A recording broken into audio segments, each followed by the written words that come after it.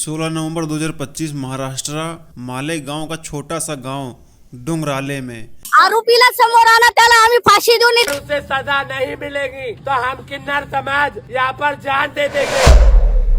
शाम करीब 7:30 पर एक 3 साल की छोटी सी बच्ची की लाश मिलती है, जिसे देखने पर साफ साफ दिख रहा था कि हैवान ने इस छोटी सी बच्ची का किस तरह से अपना शिकार बनाया है।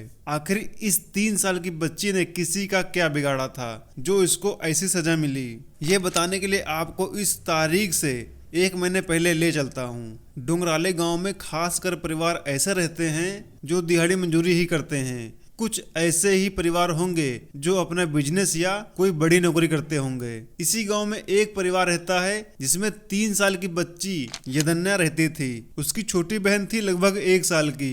यदन्या के पिता एक फोटोग्राफर थे, जिसके चलते उनका काम गांव के बाहर ही रहता था। एक बार क्या हुआ कि यदन्या के पिता और गांव के एक लड़के विजय के बीच थोड़ा झगड़ा हो गया और इसी झगड़े से नाराज विजय ने एक खेल रचा।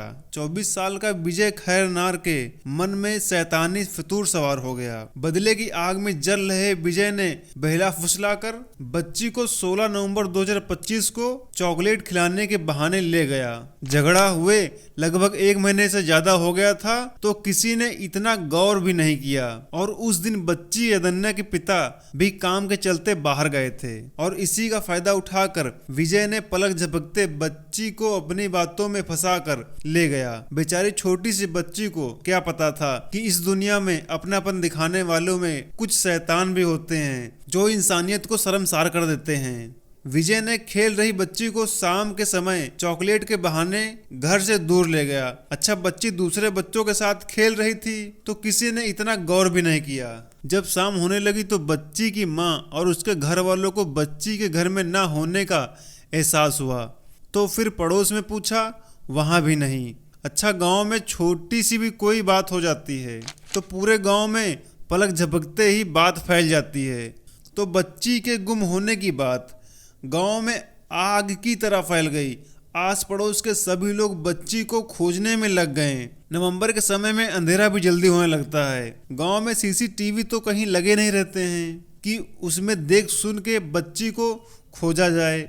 गांव के सभी जगह लाइट भी प्रॉपर नहीं रहती है। अच्छा, घर से 300 मीटर दूर एक मोबाइल टावर लगा था। बच्ची को खोजते खोजते कुछ लोग वहां पहुंच जाते हैं। आप लोगों ने देखा होगा कि मोबाइल टावर के नीचे बीटीएस रूम बने होते हैं और सफाई के न चलते उन रूमों के आसपास थोड़ा बहुत जंगल भी रहता है और उसी जंगल में बच्ची की लाश मिलती है। उसके शरीर पर कई गहरे चोट के निशान थे। सर को भारी पत्थर से कुचला गया था जो उसी के लाश के पास पड़ा था। देखने वालों के रोंगटे खड़े होते जा रहे थे। मामला पुलिस तक जाता है। पुलिस ने जांच शुरू किया तो पता चला कि इस घटना को अंजाम देने वाला विजय खैरनार है। जब मालूम हुआ गांव वालों को तो उनके पैरों तले जमीन खिसक गई, क्योंकि विजय भी बच्ची को खोजने का नाटक कर रहा था। अनमैरिड विजय खैरनार को हिरासत में लिया जाता है। पुलिस ने विजय की अच्छी तरह से खातिरदारी की तो विजय ने अपनी हैवानियत की दास्तां सुनाई। छोटे से झगड़े के चलते उसने बदले की आग में उस नन्ही सी जान के साथ ऐसा दुष्कर्म किया, किसी को यकीन नहीं हो रहा था। इस पाप के लिए नरक में भी माफी नहीं है। करोड़ों लोग सड़कों पर उतरकर दोषी विजय के लिए फांसी की मांग कर रहे हैं। बहुत से केस ऐसे हैं जो ठंडे पड़े हैं और कोई सुनवाई नहीं हो रही है। तो आपसे विनय निवेदन है कि इस वीडियो को ज़्यादा से ज़्यादा शेयर करें, क्योंकि हमारी आपकी चुप्पी भविष्य में ऐसे अपराधों को बढ़ावा देगी।